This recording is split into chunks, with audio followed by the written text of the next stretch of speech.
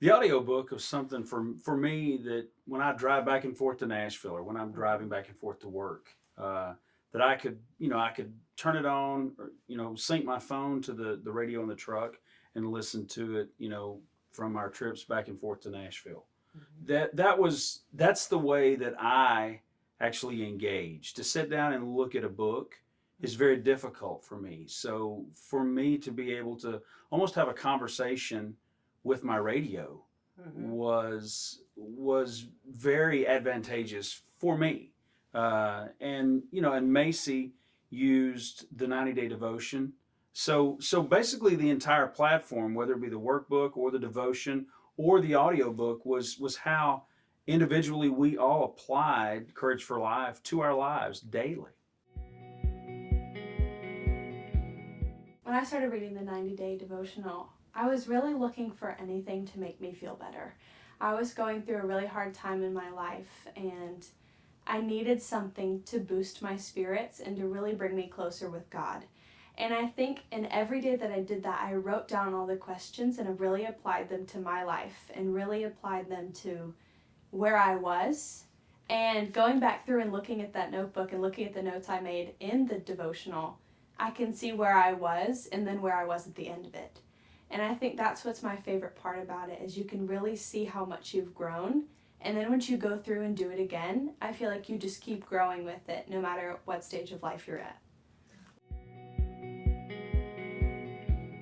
As a hairstylist, I hear a lot of stories of things that go on in people's homes or marriages or with their children or whatever. And so I love to share Courage for Life. And I'm comfortable to do so because I feel like no matter where people are, it's not intimidating and it's beautifully written.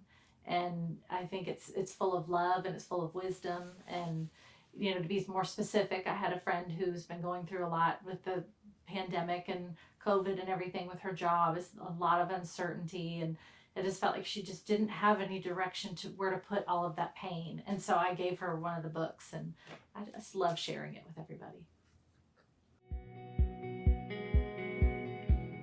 Courage for Life may have been developed for at-risk women, and it may have been something that was basically put in place to help incarcerated women.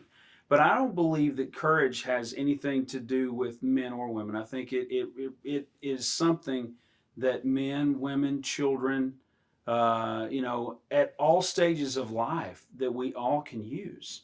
Whether it be a 47-year-old man who is driving back and forth to work and he wants to just focus in on his daily life and really sort of hone his life into different directions that the Bible teaches, or something specific that he is dealing with.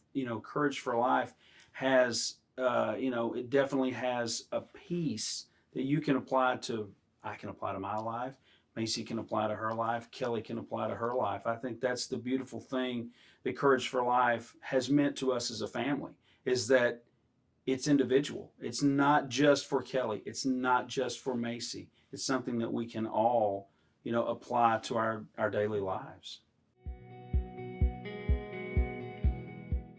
Well, you've heard about what Courage for Life has meant to us, whether it was the workbook, whether it was the 90-day devotion, or whether it was the audio version.